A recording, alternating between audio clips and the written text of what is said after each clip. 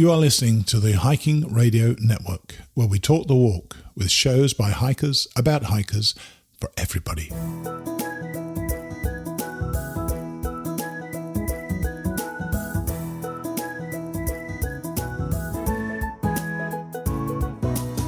Mighty Blue on the Appalachian Trail, the ultimate midlife crisis. Join Steve and his guests every week as he staggers from Georgia to Maine.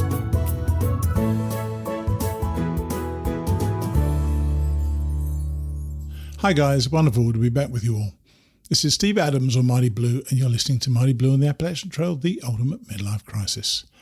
And this week we're going to be leaving the AT behind for our main interview, though of course we'll be back to the AT in two of our catch-up interviews with the Mighty Blue class of 2022 through hiking group after this main interview.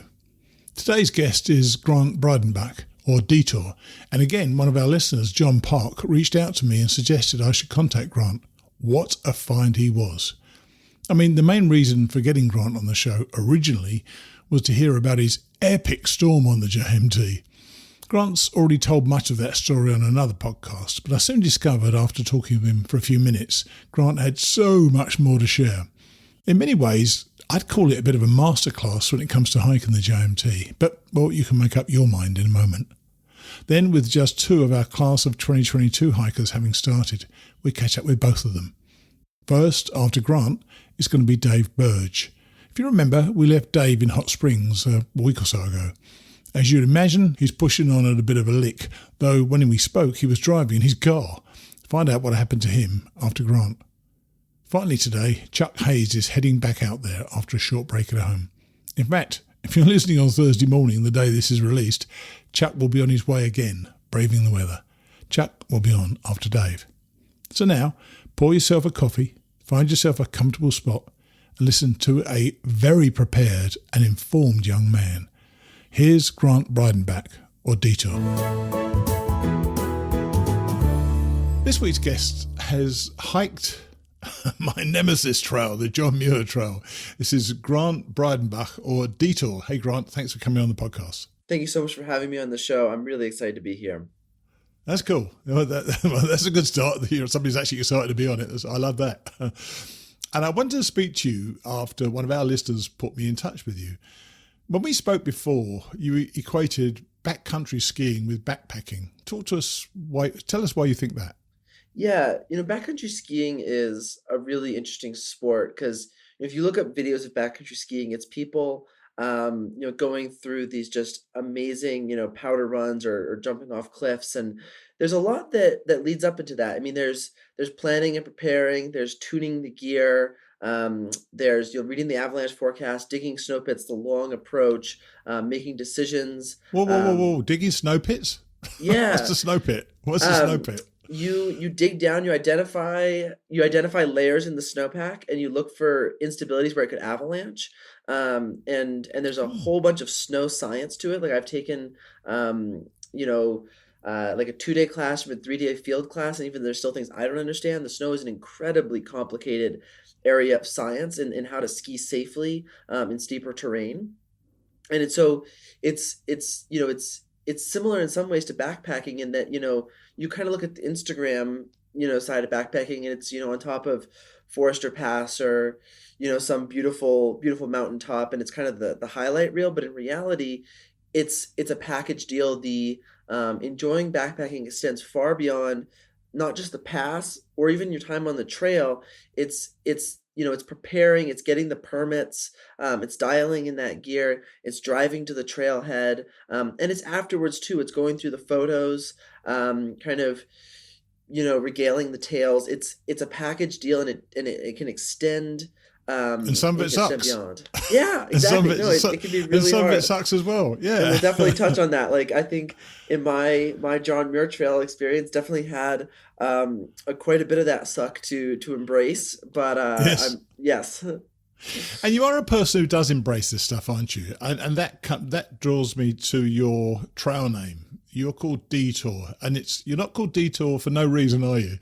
Tell us about because you're a planner, aren't you? You're a real planner. Talk to us about that, why you were actually called Detour in the first place. Absolutely. So I guess in order to be called Detour, it was that, I really looked at the John Muir Trail, and I studied the maps, all part of that kind of that pre-planning. I was actually just pulling up before we recorded today, and it was actually December of 2020 when I started building out my map on Caltopo, which is the mapping software that I really enjoy using. And so that was, more than 6 months before I got on the trail. I was already looking at the map, looking at the mountain passes, how I could build my days around, getting over passes in the morning and not being caught in thunderstorms in the afternoon. And I started to notice that there were a few spots it really didn't make sense where the trail went. The trail would kind of go down this one valley or something, but then just a slight detour away, maybe adding a dozen miles or so, you could go through some stunning, alpine basin, maybe with another pass thrown in there or something. But you could go somewhere that's absolutely spectacular with just a little bit more effort. When you've already taken the time to, do all this planning and preparing, get your permits, you might as well make the most of it, right? And so, maybe I didn't hike the most purest version of the John Muir Trail, but I think I hiked the best version. Maybe instead of the fastest known time, I hiked the happiest known time on the John Muir Trail. You actually referred to it. Well, I actually referred to it. But if I said you actually did the director's cut, didn't you? You Yes, didn't do John the Muir's director's original, cut, the indeed. director's cut. As John Muir would have enjoyed it, because he I'm liked sure to he would. saunter Yes. and to wander. He's got great quotes about, he's just spending time in the woods, being among the animals and the trees. And for him, it wasn't about getting from point A to point B. It was understanding and experiencing the place he was in. And I think by taking some detours, I got to do that a little bit. So you mentioned, was it Caltopo was your software? Yes. Do you use paper maps, or do you just use that, or do you then print that out? I mean, how does that work? Is that on your phone? So I had so I had Caltopo on my phone, and I was referencing that a couple times a day. A couple of those detours, there was more off-trail navigation, and I was looking at it a bit more frequently and kind of studying the topo lines. But I also had paper maps with me as well for each section. I'm blanking on the name, but there's kind of a map pack that you can buy. I think even REI sells it that has like a series of, I think, 16 maps for each section of the trail, and they're relatively zoomed out, but they were fun to look at, because I had my phone off often, and it was fun to look at them. I always would have that map in my hip belt pocket, and I would really enjoy taking the map out, kind of studying where the trail was going, and I had those maps along. So it really was a balance. And when I was doing the planning phase, I was using Google Earth, I was using Caltopo, I was using All Trails, I was using FatMap, I was using a whole slew of tools to really help understand this trail the best I could. It's funny, actually, when we were speaking before, I was taking notes and so on, and you actually said that when you look at topo maps, you visualize a landscape. Not everybody has that skill. Has that been a natural thing for you? Have you always been into maps? I think it's a learned skill. I really don't think I really knew how to read a topo map until probably 2019 or so. All right. Right. And then just being backpacking and some hiking in say the Wind River Range, did similar planning and kind of linking together these different basins and looking at kind of hang on. I want to talk about that now, actually. Yes, because your backpacking experience is relatively minor's terrible. I don't mean minor, but you haven't done a great deal of backpacking. Sure. But you have done the Wind River Range, which everybody tells me is fabulous. You did about 50 miles there, and you kind of like making your own adventures, don't you? So you told me about connecting two basins on that hike. Tell us about that. Absolutely. I think that was kind of like my first introduction really to saying, well, who says you have to do it like that way? I mean, you while still being really responsible and respecting leaving no trace, not, shortcutting trails, you can take your own way through a wilderness area and perhaps come up with a much better route than where there's a designated trail. So I wanted to hike from this area called the Green River Lakes to Elkhart Park. And because the area above Green River Lakes in the Wind River Range on the northern side is a spectacular region. We've got Flat Top Mountain, just beautiful glacial water. And then the other kind of amazing area in the northern half of the Wind River Range is this place called Titcomb Basin. It's just this phenomenal, just perfect glacially carved valley. Wow. And In order to kind of do both of them, if you just followed the normal trails, it would be very circuitous. You'd have to hike almost all the way to your end destination of Elkhart Park and then kind of circle back around into this long valley, and it probably would be 70 or more miles. And frankly, I didn't have the time for that. And I started studying the map, and I noticed, at the very top of this Base with Titcomb Basin, there is a little tiny mountain pass up there. It looks like it's got some glaciation on it, but it doesn't look too steep or too cliffed out. Started doing some research, pulled up some old documents, and sure enough, people refer it to as the Knapsack Coal. So which implies that it's going to be steep, it's going to be narrow. Sure. And then ended up linking up the basins, and it was just, there were probably about 10 miles of that hike that were totally off trail, that you're just kind of picking your way up the side of this kind of narrow little pass, and then you had to kind of get over this awkward little cornice. Even though it was August, there was still a pretty big cornice to navigate there. I didn't know that. Hang on, I don't even know what that is. Tell us what a cornice is then. A cornice. I thought that was the thing that was in the top of your ceiling or something like a cornice. No, not crown molding. So a cornice is, so when you get, especially this happens on a ridge line, all winter you've got snow that's it's usually a prevailing wind direction, maybe from west to east, and the snow is really loading and builds like a thick layer right on the ridge line.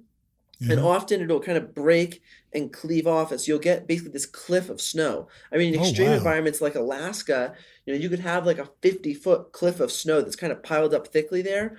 And it varies from place to place. Here, it was about this 8 to 10 foot kind of cliff of snow. Wow. And then there were a few rocks below that you didn't really want to fall onto. And then it was kind of a glacier below that you could glissade down. So we kind of lowered our packs. Of that, by the way, none of any of this is attracting me at all to do this particular bit. This is the fun stuff. Tell me how you negotiate that then. So there were 3 options, and right. We actually, there were a couple other. The funny thing about the Wind River Range is, you read Knowles literature or other things, and it seems like this just far out place. It's like the last untouched wilderness, and you won't see anybody. The reality is it's a very busy place. And even on this route that I thought I was really creative and I picked out, there were other people that day up there that had the same idea that I did. Right. And so we, really talking to the people, we identified 3 options to navigate it. Option 1 was on the far left, and it was kind of this awkward rock slab that you had to kind of work your way down. I would say definitely class 3, if not class 4. Climbing, and I didn't like it, especially with pack weight on. I'm a rock climber. I feel comfortable on rock, but it just seemed like really high consequence terrain. Option 3, I'm going to skip over option 2. Option 3 was kind of a couple 100 yards on the right. You had to kind of get actually up higher, kind of off the coal, but there was this very steep, almost kind of sandy-like slope that was kind of this glacial tilt you could go down, but it was extraordinarily steep. And at the bottom, it was hard to tell from above, and I'm still not sure if there were, but it looked like there was the potential of some crevasses down at the bottom of that would make for a very unpleasant ending if you lost your footing and were to slide down that. I'm not for option 1 or option 3 so far.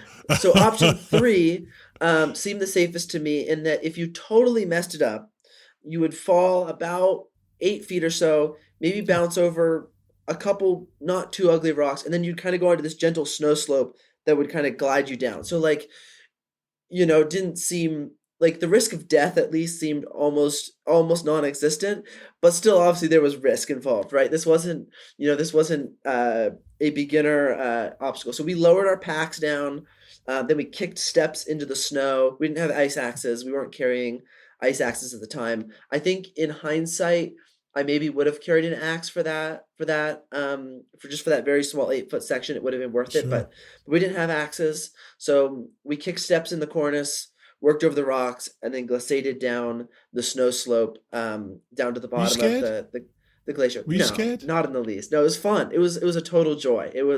It's all about the adventure. And because we were doing it right, we took our time, we looked at it, we evaluated our options, and we really talked about it, and we had the option to turn around. We chose not to do that, and I felt really good about what we chose to do. And you mentioned you've done mountaineering and rock climbing and so on. So I'm sure those added skills really help with that.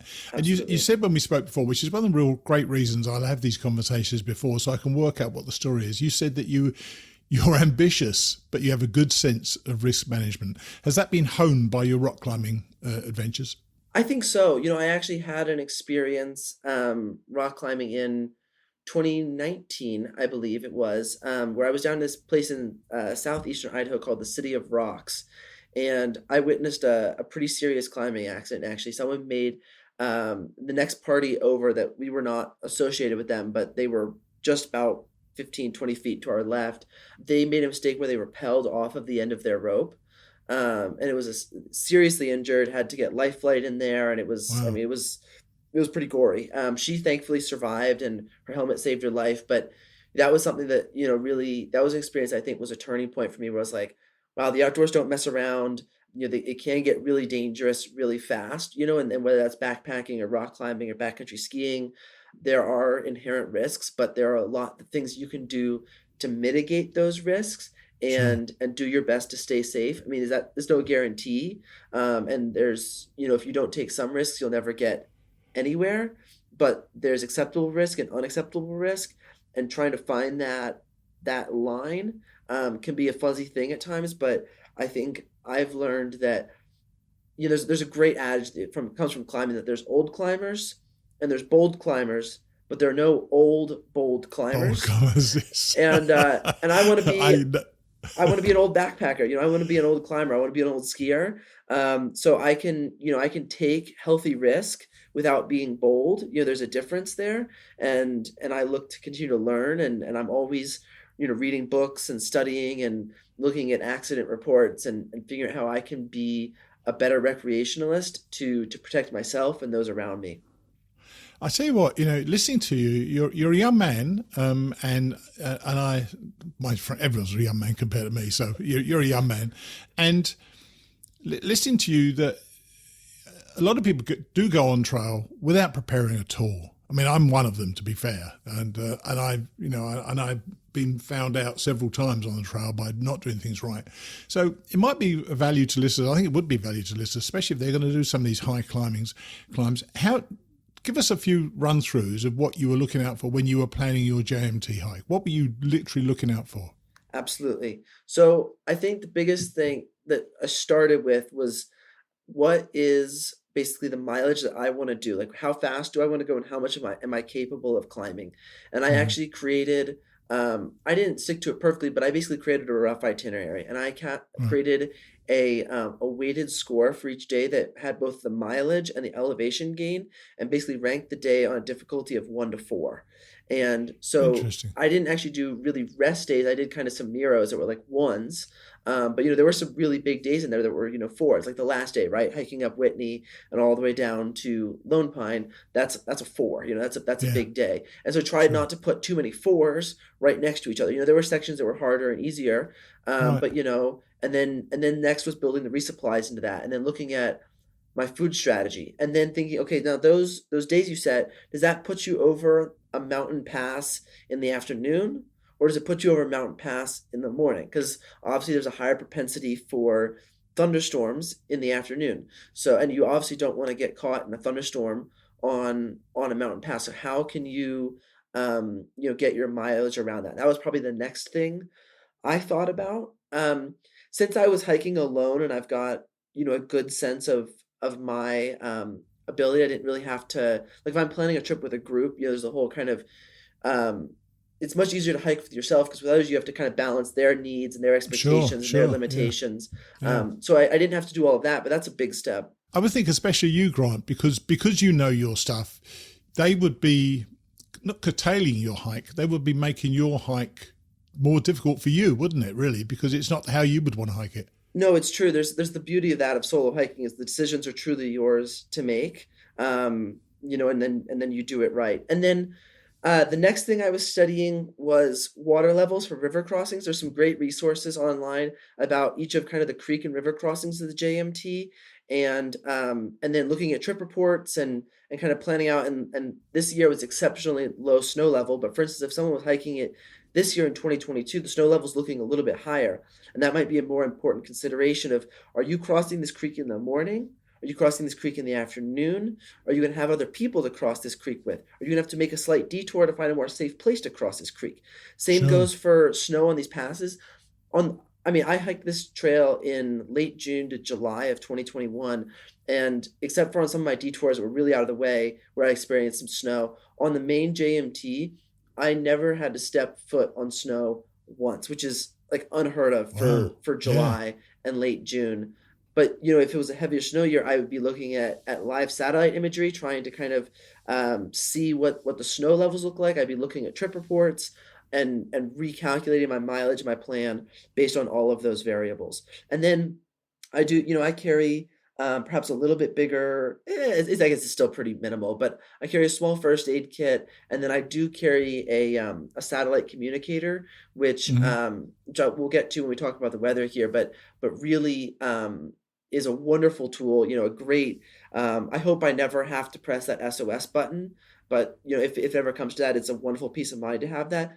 And the communication having it tool means you can press it if you need to, which is the important thing, isn't it? Yeah. Yep. And I suppose, you've almost answered the question. I was going to say, how did the preparation pay off on your hike? But you kind of told us that because you know what you're looking for. And because you know what you're looking for, were there any surprises of actually stepping on the trail as opposed to what you envisaged or visualized the trail to be like? I think there were some small surprises along the way. But I did a lot of research. There's so much information about the John Muir Trail that really, a lot of things were pretty much to be expected. But I think the biggest thing that perhaps caught me off guard was the weather. And as we'll touch on, this was some really extraordinary and unique weather for this Sierra. So I think it's a little bit fair that it caught me off guard. So I knew that thunderstorms are very real. Thunderstorms are dangerous. But I think if there's any one thing that got me, it was the weather. And you know what? It's worth pointing out here, by the way, and I was struck by this when I was talking to you before. You don't really give a crap that you didn't do 10 miles or 12 miles of the JMT, do you? You did the JMT your way. You hiked 250 miles, and as you would say, probably as John Muir would have definitely approved.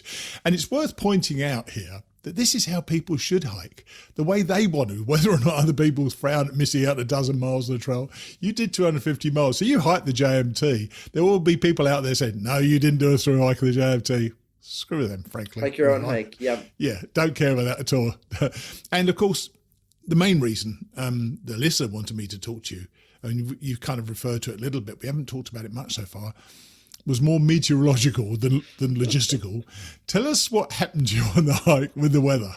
Yeah, I had a really tough start to the hike. So in late June of 2021, there was really a severe heat wave across most of the western United States. And the way it's set up with this kind of bubble of high pressure air is you can essentially imagine it as this giant dome of hot air that was setting record temperatures across the West. I mean, yes. I was camping in Yosemite Valley for a few nights before I started the JMT, I lucked out and got some campsites there, which was really fun to check out the valley and kind of be a tourist for a few days there. Sure, I guess I'm still technically a tourist when hiking, but I feel like it's a little different. But it hit 104 in Yosemite Valley, for instance. I mean, these are just exceptionally hot temperatures that should not be experienced at these elevations.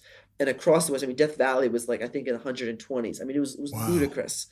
And what that set up to create was some really strange conditions for thunderstorms. Because normally when you get thunderstorms in the Sierra, it's when monsoonal moisture gets pinched off. So when you think about monsoonal moisture, that's your Colorado thunderstorms or your Utah thunderstorms, where you've got moisture kind of coming out of the Gulf of California and kind of the Pacific there, and coming kind of up through Arizona, New Mexico, Colorado, Sure. and you hear about people getting stormed off of 14ers. Occasionally, depending on the wind patterns and the pressure, some of that moisture will get pinched off and sent over to the Sierra, and that's when you can get some challenging afternoon thunderstorms, which I also experienced later on, which I'll touch on. But this was totally different.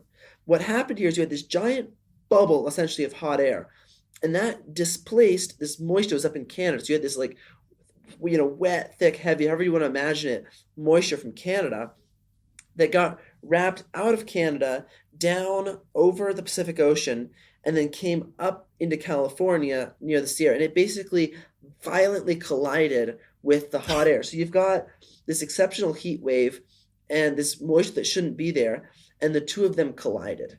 And it's basically a recipe for unprecedented thunderstorms. And I mean, there were flash floods. I mean, it started a lot of fires in Yosemite National Park.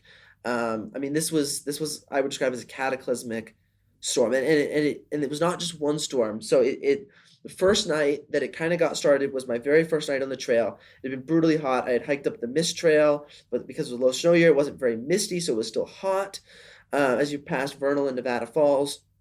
That evening, there was a couple rumbles in the sky. Nothing too worried. I was at Little Yosemite Valley, a couple drops of rain. No big deal. Next day, which was arguably the worst of these storms, was one of my bigger days, one of my first detours. I was going up Cloud's Rest, which is this beautiful kind of alternative to Half Dome that just gazes over the Yosemite Valley, and got up to Half Dome, I want to say around 9:30 in the morning. And I'm looking and I'm like, wow, like these cumulus clouds are already towering a lot for 9 a.m. And that's when they really start to kind of billow and get tall, is when it's called towering. And I was hanging out, taking my sweet time. It's a grind to get up to yes. And I still had, a 6-7 day food carry, so my pack was on the heavy side. And so I'm just kind of sitting up there casually eating my lunch. I'm looking, I'm like, God, those clouds are getting awfully tall. And by 10 a.m. they began to glaciate, which is the moment that a cumulus cloud turns from a cumulus cloud to a cumulonimbus cloud. And essentially you've got water vapor and water droplets that are rising quickly, and they become, because the air is so clean and crystal, they become super cool. They're actually colder than the freezing point, but they're still in a liquid format because they don't have the energy to crystallize. But then suddenly they do crystallize, and they crystallize quite quickly because it's kind of a reaction there. And that's when it goes from being kind of the really defined kind of cloud shape to kind of looking a little bit more wispy and misty at the very top. And that's the glaciation. That's the moment that it technically becomes a thunderstorm. It has the propensity to create lightning, rain, hail, snow, you name it. And you recognize that happening in the skies? Exactly, at 10:30 in the morning. I was just to say, this don't look good. I mean, and so I'm like, that can't be, like, this shouldn't be happening until like 1 in the afternoon until the latest. Like this thing's like 3 hours early. Like that cannot bode well. And I'm, on this like beautifully exposed point up here. And I'm like, well, this is probably not the best. Let's go down. And so I was aiming for the Sunrise Lakes that evening. And I certainly boogied down. I was making good time. People were still like hiking up Clouds Rest. I'm like, hey, you might really reconsider those plans. Like, look up there at the sky. And folks are like, no, like I've come all this way from, Calgary or whatever. Like, I'm going to make it. I'm like, all right, Godspeed, do your thing. And so I hiked down to the Sunrise Lakes, and, you can kind of start to hear some thunder, and it's really, it's concerning. But again, I'm now in uniform tree cover. I'm not next to the water. It's not the densest trees you've ever seen, but they're relatively uniform, and they're, I'm not on a ridgeline. How about that? Yes. And so I kind of start setting up my tent. I still wasn't, particularly concerned. I didn't think these thunderstorms, I had no reason to believe these thunderstorms were that. And this was, what time crazy. was this then? What time of day was this then? This is now probably about 1 in the afternoon. So you're setting up because this is going to be a problem. Yeah, and I've hustled to make my miles. I wasn't planning to be here until probably 4, maybe 5, but I've hustled to get down here, and I've made it to where I wanted to be at these little these Sunrise Lakes. I'm at the middle Sunrise Lake for anyone who knows the area well, and so it actually ended up being a really good thing. At first, the mosquitoes were absolutely incessant at that lake, and I did a very poor job of setting up my tent. It was so I have one of those kind of semi-freestanding tents that you use your trekking poles. It's got two kind of little poles, but everything else is kind of staked out. And I actually did a really haphazard job setting it up, which actually ended up being a real blessing. So I was kind of like half setting it up, and still wasn't really that concerned. And all of a sudden, there's this ridge line probably about half a mile away, and this tree on the ridge line gets just absolutely drilled, just giant bolt of lightning, like flash, 1,000, 1,000, boom, and I'm like, oh, okay, this is real, and this is properly goes. And I kind of look up, and I'm like, oh, I chose a terrible spot for my tent. Like, while this area of the Sunrise Lakes has relatively uniform tree cover, the spot where I put my tent's a bit more open, and there's 2 trees here with beautiful lightning scars down them. Like, this is phenomenal. So I leave my tent and I go down into where I can find kind of the most uniform tree cover I can, and I go down there, sit on my bare vault, and just kind of wait it out. And the lightning really gets going. I mean, it's just like almost constant, flash, bang. It never faded from one rumble to the next rumble. I've never been in a thunderstorm like that. Just constant. Wait, hang on. Were you frightened? Oh, absolutely. I was plenty scared. I was praying. Good. You should be. I was terrified, and it only got worse because it was hailing. But the hail was about the size of peas. But then I looked across the lake, and it was something I'd never seen before. Like, it was as if this like curtain was coming across the lake. So the lake was probably about 75 yards through the trees kind of away. And it's not a big lake, but all of a sudden there were these massive splashes, like craters in the lake, like something was impacting the lake and it was splashing. And I'm like, what is that? What is that? And then I realized, oh no, that's hail. And it was already hailing, but it just worked its way towards me. And then the hail got up to about 1/4 inch size. It was just these absolute missiles just coming down and exploding on impact. And all I could do was kind of cover my neck was the best thing I could do. And I eventually got bruised all over my shoulders and kind of my head, my back. I mean, these hailstones, they no longer stung like hail, or they just hurt. It was just painful. And they're just getting drilled, these hailstones. It was probably a mix of like 80% pea-sized hail and like the other, I don't know, 10 to 20% were these just monster hailstones. And then all of a sudden there was just the brightest flash, and right along with the flash, I felt like this like the electricity like surging into me, and then just the loudest boom you can fathom. It was so loud that your ears don't really process it. It's just as if your ears kind of hit the maximum volume level, and they can't deal with it. And I knew that I had been hit by the lightning. And I was doing, things right. I was in the uniform tree cover. In that exact moment, I actually didn't have my hands on the back of my neck. I kind of had them out in front of me. Because keep in mind, this storm's been going on for over an hour now. You can't kind of, it just keeps going. So, you're not always kind of perfectly in that position. So you got to, you're trying not to cramp up. Sure. Anyway, so I'm just kind of shaking, and like my ears are ringing, and like, when you like look at the sun a little bit, you got that spot in your eyes, like it kind of fades in from white. There's kind of like this kind of weird like shaped line in my eyes, like it's just so bright, like my eyes can't quite work right, and my ears are ringing.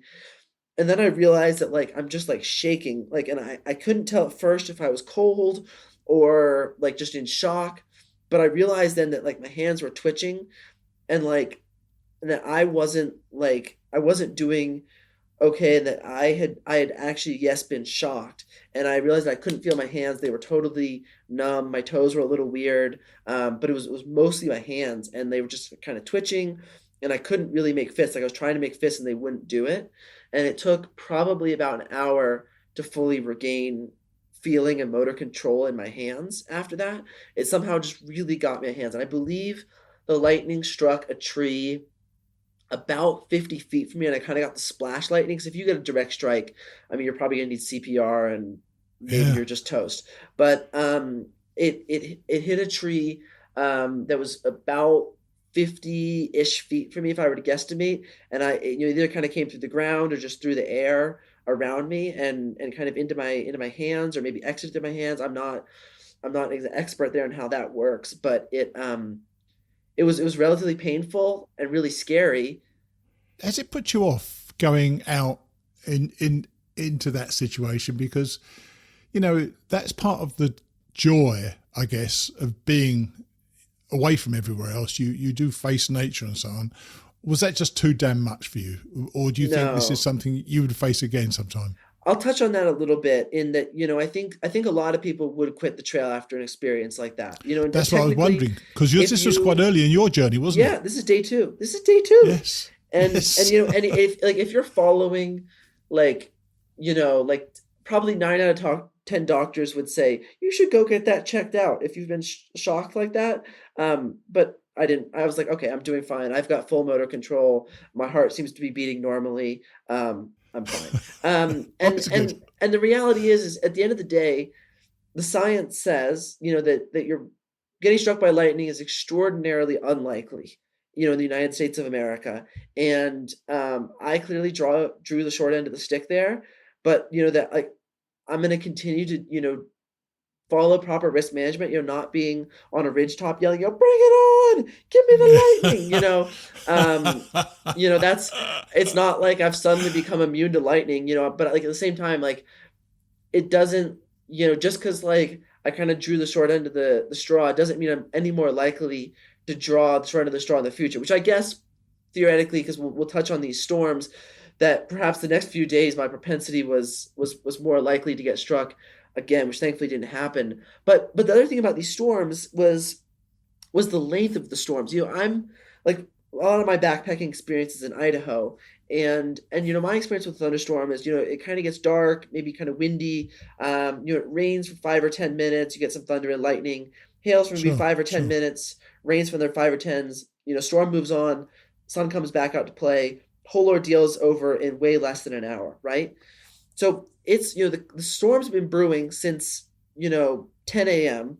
It's now probably 2 o'clock. Yeah. Wow. It kept hailing until about 5 o'clock, and then it kept raining until about 9 o'clock. And that is just unheard of in the Sierra. I mean, it just came just down. And remember how I mentioned that I had set my tent up haphazardly? Yes. Well, because I was down in the trees, I couldn't see my tent, and all I could imagine was coming up back up to this tattered mess. Keep in mind these absolute missiles of hailstones. Yeah. I was sure they were just going to be holes all through my tent.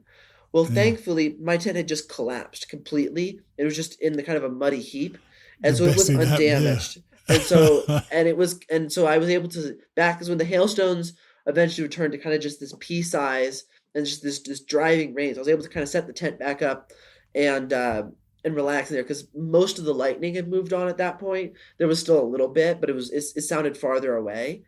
And so and I in the sake of time, I won't go through the details, but because of how crazy this moisture was, this pattern repeated itself the next 2 nights. So the next night was at Tuolumne, and same story. I mean, like booking to make miles, and then come noon, just the heavens are open and it raining and hailing, and then the next day I was up in the Lyle Fork of the Tuolumne River just shy of Donahue Pass.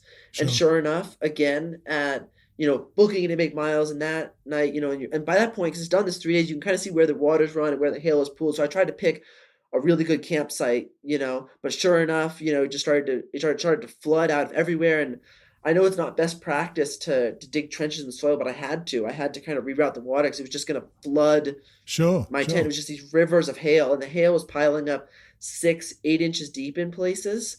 And the lightning was just going and going. So how did your tent, so you got your tent, you got it set up, and you got inside there. How did your tent stand up to the hail in subsequent days? It was a champ. I mean, because my tent, is like this lightweight, semi-freestanding. I mean, I constantly was having to push hail off. It was a full-time job. We weren't just in there like reading, having a jolly good time. Like every minute or so, you're pushing hail off, and every half an hour or so, you're getting out to shovel the hail with your poop shovel and shovel the metaphorical shit out around from your tent. Every 30 minutes or so it doesn't get totally buried or collapsed or flood. And at this point, because you kind of see people, morale was low. You were talking about quitting. And there were people I know that turned back. Like I know several groups that said like, and you know what, though, Grant, to be fair, you can't blame them. And no, the reason not you can't, least. Because you seem to have such an analytical approach to this. You measure that danger and you work it out for you. For some people, they can't process that, and I can understand. Mm-hmm. I would have been on the way home straight away. I tell you, absolutely. It's something I had really going for me. So a lot of people are going off of the weather on their Garmin, and those Garmins are notorious. The weather is downright atrocious in the mountains. Really, it doesn't do a good job of forecasting. And every day would say 10% chance of thunderstorms. And, by the point we're like, yeah, so 10% I guess means 100%. This is ridiculous. and I really had something up my sleeve in that my father is a meteorologist for the National Weather Service. Right. And he is an absolute expert on mountain weather and can take a much more detailed look than Garmin telling you, hey, 10%. And so through my satellite communicator, I have the Somewhere Labs one, which I'm a huge fan of. I think it's way better than the Garmin. I was able to be sending paragraphs back and forth between my father, and he was giving me really great weather information. And other people didn't have that. And I was trying to share that as best as I could with other people, but I think it was said best. There was this family, the Gawthorns, that was hiking the JMT as a family. And they actually ended up just skipping over that section and rejoining near Reds. But they said it best in that we're out here with 3-season gear in 4-season conditions. And you can't blame somebody for Good wanting line. to turn around in those conditions. And so that was day 4 then, that in the Lyle Fork of the Tuolumne. Sure. Day 5 got up at the crack. I was up at 4. Went over Donahue Pass. It was slick. It was icy because there was just a layer of hail. All the creeks were running high. Got over Donahue Pass. Went down to Thousand Island Lakes, and the storms were brewing, but they stayed over towards Donahue Pass. And that day, I got a sunburn, and I have to tell you, that is the best sunburn I have ever gotten.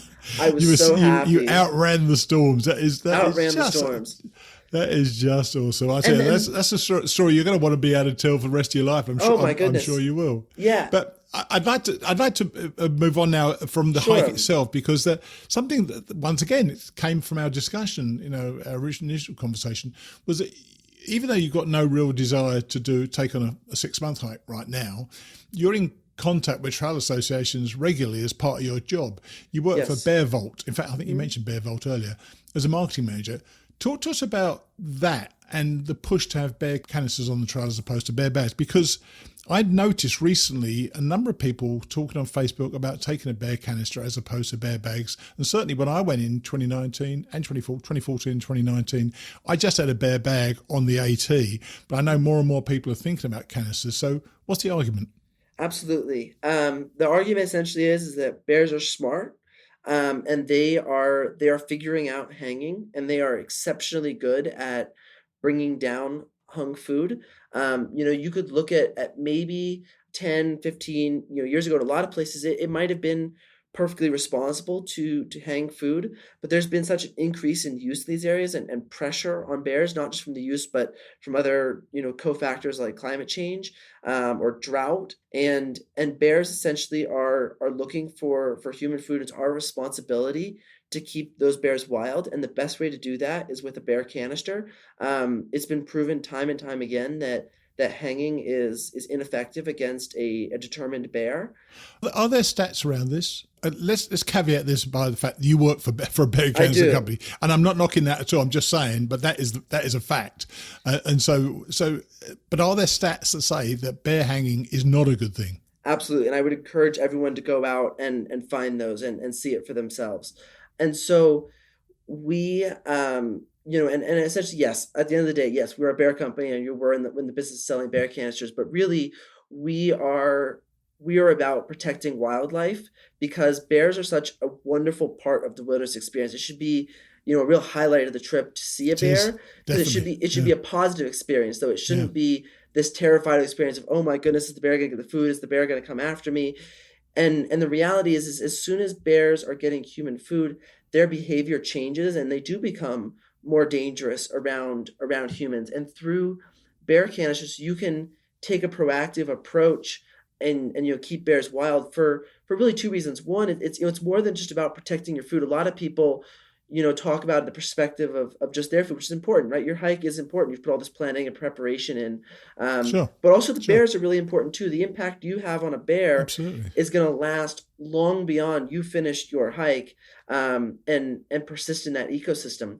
Second, a lot of people look at needing a bear canister as well. Is it required or not? Like, I only want to do if it's required. But in almost everywhere that a bear canister is legally required, it's areas where essentially the human-bear conflict has risen to such an unbearable level that was one of many steps taken, right? In addition, generally to euthanizing quite a few bears, but in Yes, I addition know. that Happened in canisters are 2019. required. Yeah. Yeah. And we're really challenging people to think proactively and say, maybe in the area you're going that is home to bears, this is bear habitat. Maybe the conflict there hasn't risen to this unbearable level, but you can do your part to prevent it from rising to that unbearable level and take a proactive measure and carry a bear canister. I can certainly take the argument. And in fact, listeners on the show probably already know that I gave away my bear canister after I failed my third John Muir Trail hike, which is a bit ironic because I'm going back again this year. So I'm going to need a bear canister at some stage.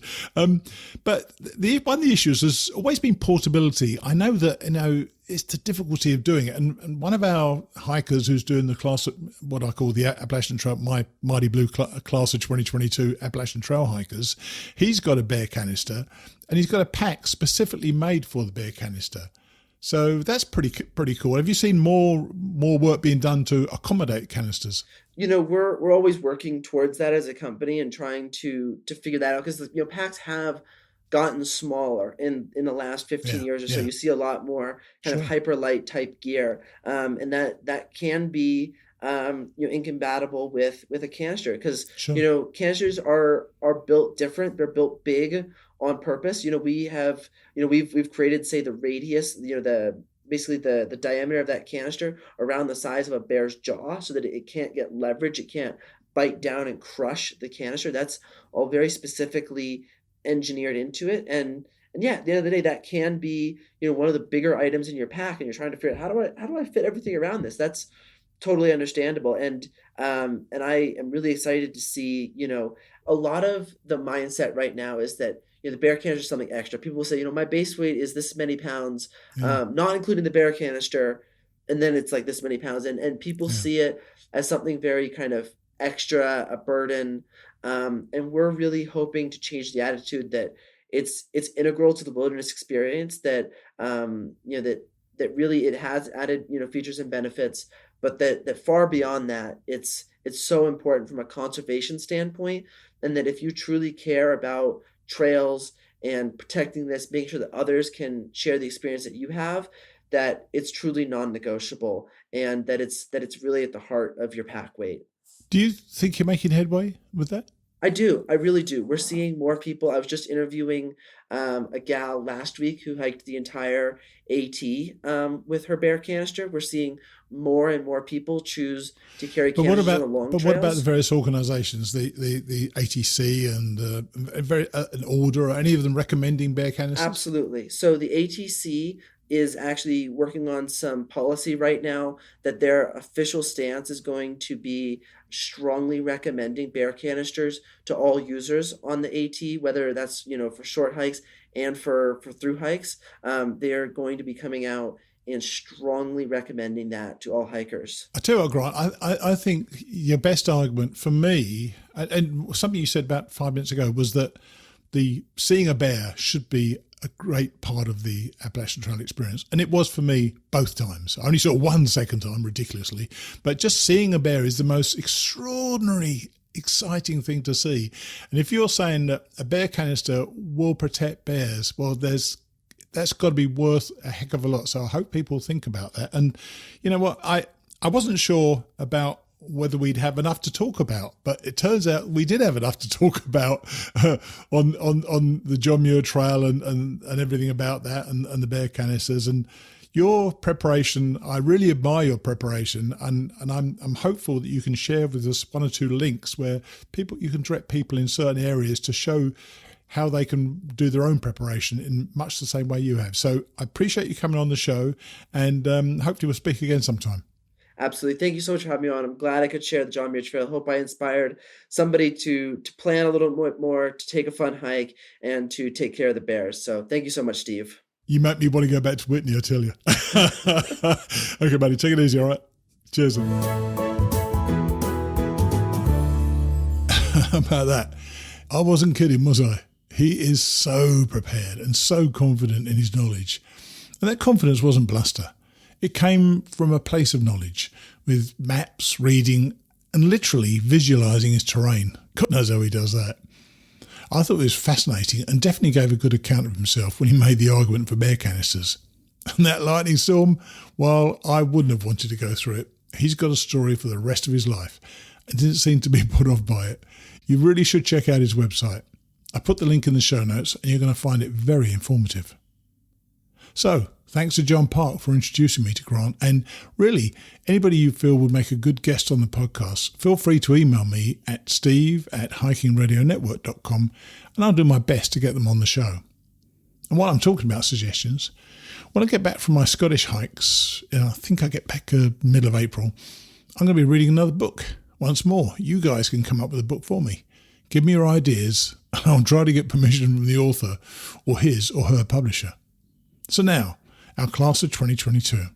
This week, Dave Burge and Chuck Hayes, our only two starters thus far, are back to give an update. We'll start with Dave. Well, we're back on with Dave Burge. Hey, Dave, how are you?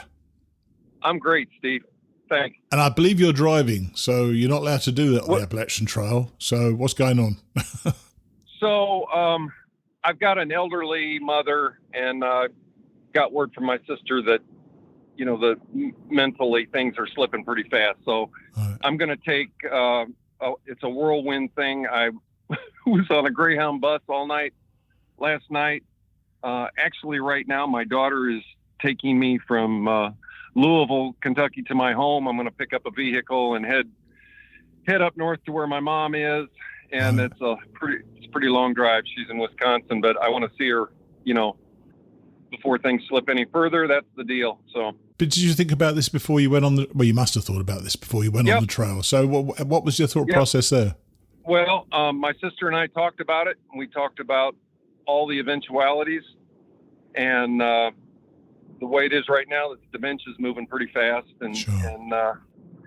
and so I just felt like it was important to just take a couple days, jump off, and get it done. And it's just kind of a just in case thing. So yeah, we had talked about it.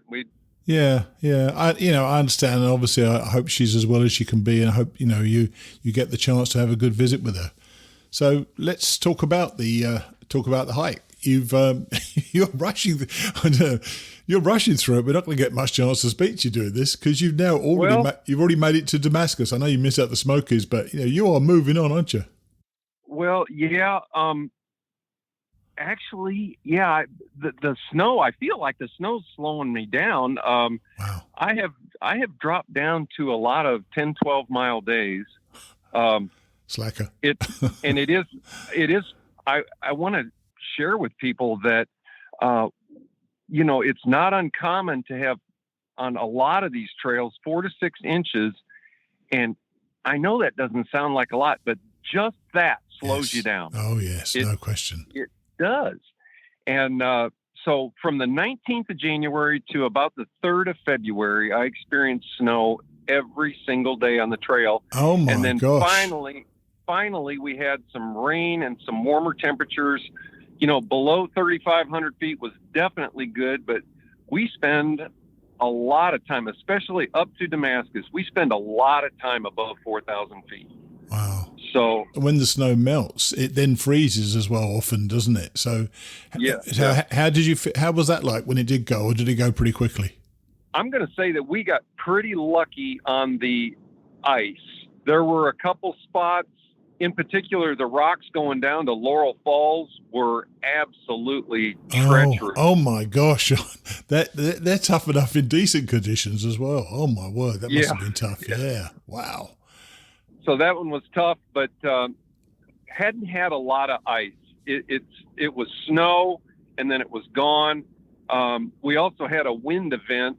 I forget what day that was, but it was coming out of where you come around Watauga Lake, and you go up on that ridge. Yes. And while I was on that ridge, it was, number one, it was raining hard, and the wind was like a continuous 30, 40 mile an hour. It was just brutal, and the temperature was dropping throughout the day. So That's the hike into Damascus, isn't it? It's about 10 miles, I think it is. Yeah, and that's very exposed up there as well, isn't it? It must have felt really nasty up there. Yeah, it was a bad day. So, is it it's still worth asking you if you're having fun still? Yeah, I tell you what, we've had the hole up a couple days, like that day after that one that I just described. Sure. Spent a day in a hostel drying out, and I really it was good to get back.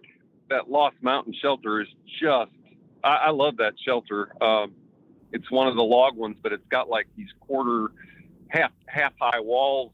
Nice. Quarter way across in front. Yeah, it's a nice shelter. I really enjoy those. That's enjoyable. So yes, I'm having fun. I look forward to, the shelters and everything. I've had a few people to hike with. Yeah, you hiked with a married couple, you said, who'd done some hiking in 2020 but got off because of COVID. So how long were you hiking with them? I hiked with them for about a week, and then I had to leave them to go see my mom. That's of course. Phoenix and Point 7. Yeah. And they're doing great. They're hiking their hike and moving right along. What's the name? Phoenix and Point 7. What's the Point 7? Every time every time Phoenix asked her how far it was to the next place, it was either 0.7 or 2.7 or 3.7. That's how she got that. Nice one. Very nice one. So, and you said here you're excited about the Grayson Highlands. I bet you are. That's a beautiful, beautiful spot, and especially if the weather. So, is the weather warming up at all, or is just the snow disappeared, or is it still darn cold during the day? I'm going to say it's still been darn cold. So the nights are this week. They were like 22, 23, which is that's okay. That's fine. Yeah. And then, but the days up high, I mean, there's just barely, most of them have been just above freezing, 34, 35, 37.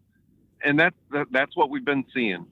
But, when you're walking, it's pretty fierce on your face because your face is bound to be exposed. But if you've got warm enough clothes and you're walking as well, you can get pretty snug in freezing and above, can't you, really? Yes. Yeah, so that's very comfortable. Yeah. The only thing is, I will admit that because of the snow, I wouldn't do this again. I would not leave this early. Really? Interesting. Yeah. I wouldn't do it. Well, you planned it though, didn't you? I mean, you planned it because there's a need for you to get back, and people have to do this trail when they can do this trail, don't they? Sorry, I interrupted you. You're about to say another thing. Sorry. No, I mean, you brought up to me the lonely thing the last time we talked, and I'm going to tell you, that just comes and goes, and about all you can do is fight that. And the people during the bubble, they're not going to have to do that, but in the winter when it comes, you got to fight it and you got to make it go away. There's a lot of difference though, isn't there, between being alone and being lonely? And absolutely. And feeling lonely is a pretty desperate way of living. Have you still not considered going home for a bit longer, or are you just so constrained by the time you've got to finish? I don't. I'm worried. They talk about vortexing. If you get into the habit of getting off trail, I think you could get stuck, and I worry about that. Right. Steve, I don't know. I'm still very worried. I mentioned it before. I'm still very worried about the snow conditions up north if I get there too soon. And so that's my biggest concern. I'm just worried. I just want to, at this point, my goal is just keep plugging along and do what you can do. And if the weather is such that it shuts me down close to Katahdin or whatever, that's just what happens. Yeah. I've resigned myself to that. I tell you what, mate, you've done something I could never do. I mean, I remember starting, say, 26th of February, which you still haven't reached yet. And I was freezing for weeks. I mean, and so there's certainly in the south, there's a lot of cold weather to come. I don't know what it's like in Virginia right now. I know when I see the weather forecast up, it doesn't look great up there, to be honest with you. So if you would ever do this again, you would start a bit later, because the traditional start date years ago used to be April 1st, when you got some leaves on the trees. You're still not going to see leaves for month or so, are you? Right. I don't expect to see leaves. I used to take my kids hiking up in northern Pennsylvania the first week of May, and there would not be leaves on the trees yet. So I may not see them. Wow. Well, look, I wish you well in your visit to your mum. Keep your chin up, though. It's is the plan to get back on pretty quickly? As you say, you don't want a vortex at home. Right. Very quickly. I've got a day of driving today, and then I expect one full day with her, and then probably drive out the next, and spend another long night on a Greyhound bus, probably. Man, you're a determined man. You really are. As Chuck said to me, that guy is a beast. He's going to get there. Oh dear. Well, best of luck, mate. And between weather and elevation, that's the wild card. That could shut me down in a heartbeat. Absolutely. You know what? That can happen to anybody, anytime. And it's such a metaphor for life, that life can come and kick you in the arse anytime it likes, can't it? So this is what happens. Yes, sir. That's the truth. Okay, man. Well, look, I hope this is a good visit for you. Just stay in touch. Let me know what's going on, and we'll speak again in a couple of weeks.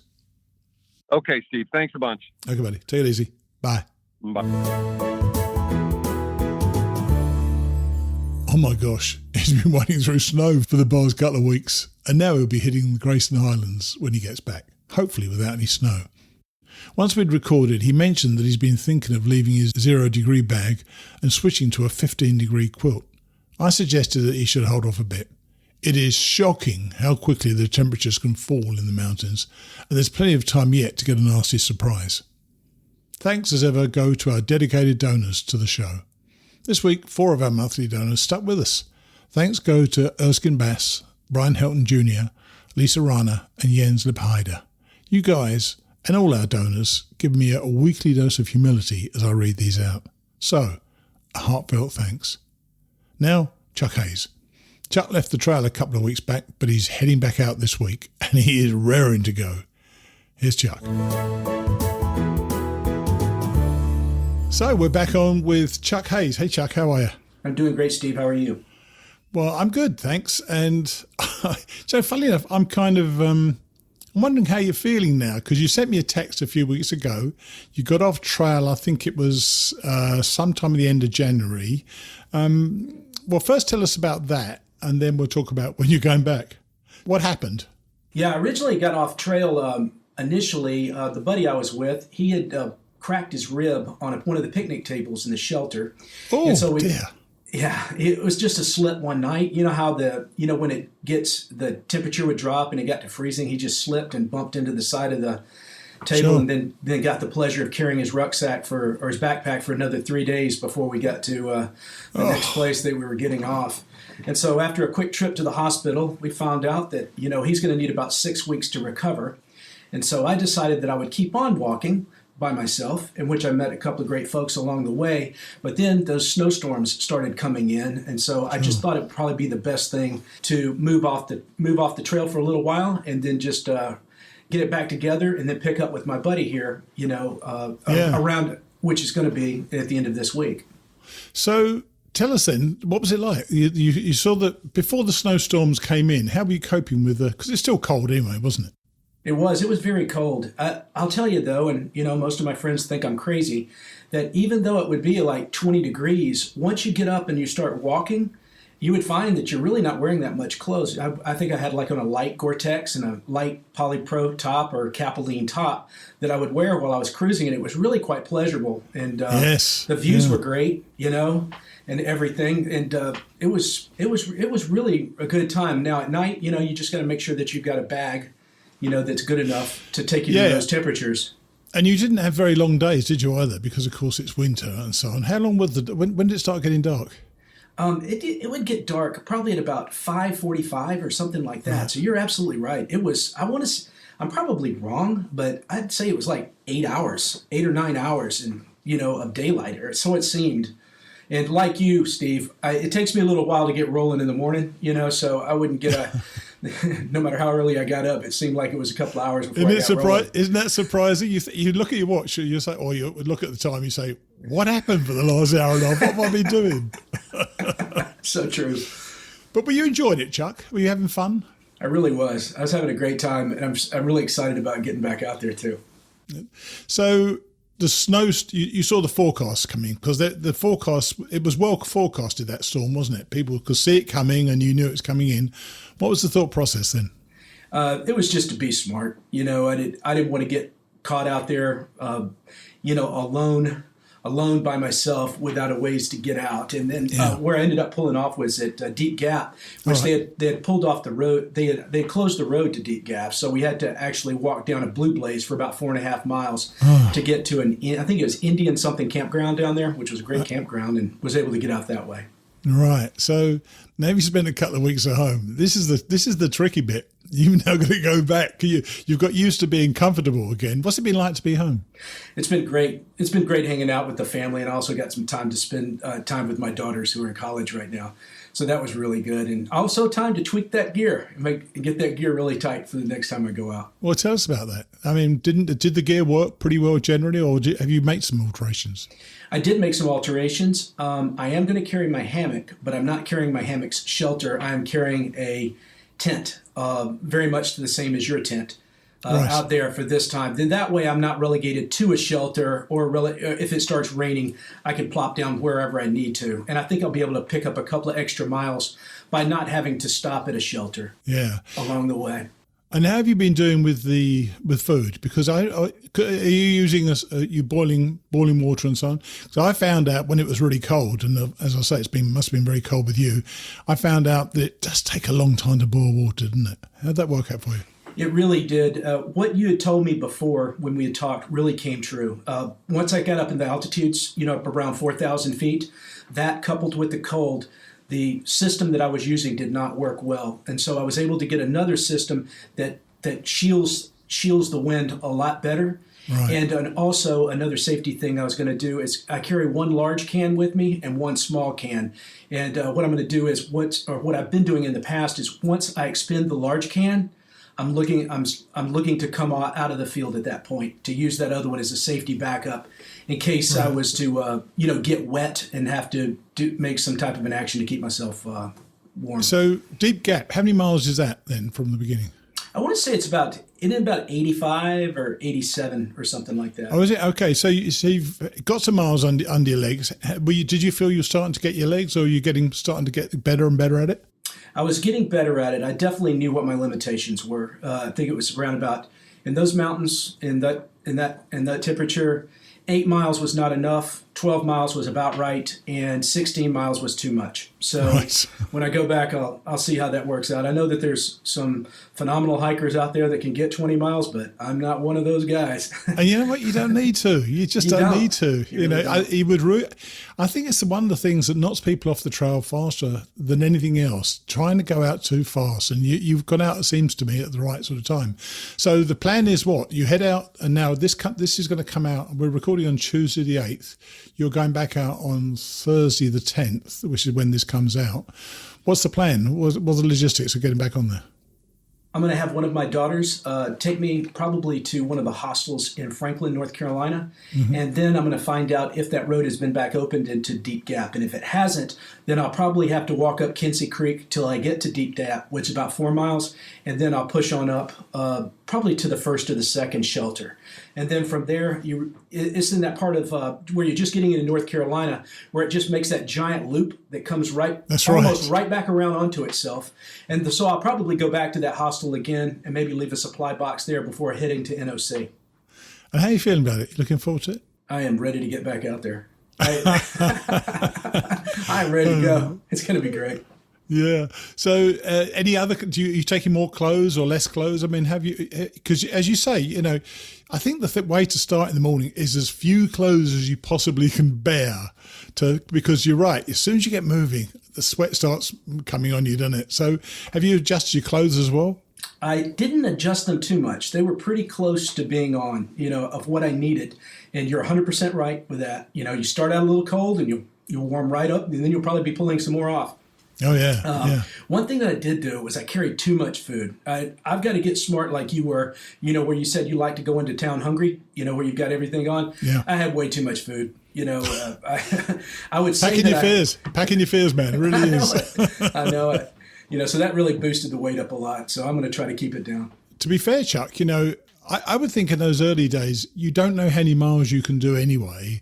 And so I was more coming into town hungry, with no food once I was about 200 or 300 miles in, because, I didn't know if I could make it. And if you'd been stuck somewhere where you couldn't go forward with no food, that would be an unhappy night, wouldn't it? It certainly would. And I did that one time. I was there for a 24-hour cycle waiting out a rainstorm. So you certainly can. So you have to be planning ahead. And how was the sleep system itself? Did you stay warm at night? I did. I stayed warm. And it was strange. I want to say one night, I think I took a little chill in the morning, but that temperature was actually higher than some of the lower temperatures I slept at. So I don't know what was up with that. Maybe I wasn't hydrated or something, or I'm not really sure about that one. Yeah. Well, so if you had the chance, would you have done anything differently to start? Would you have started a bit later? I think just the idea of starting on the first of the year would have overwhelmed anything that I would have, that I could have done to talk myself out of it. And right. I'm actually kind of glad we had those little snowstorms, because it gave me a chance to, it's giving me a chance to rethink everything and to go back out, and hopefully it'll be a big positive on that one. Yeah, I don't think I've ever met anybody, even the ones who hiked in COVID year, the particularly bad year, who regretted that hike. So your hike is your hike. So the way you've done it will always be the best way, as far as I can see. I think so. That's awesome.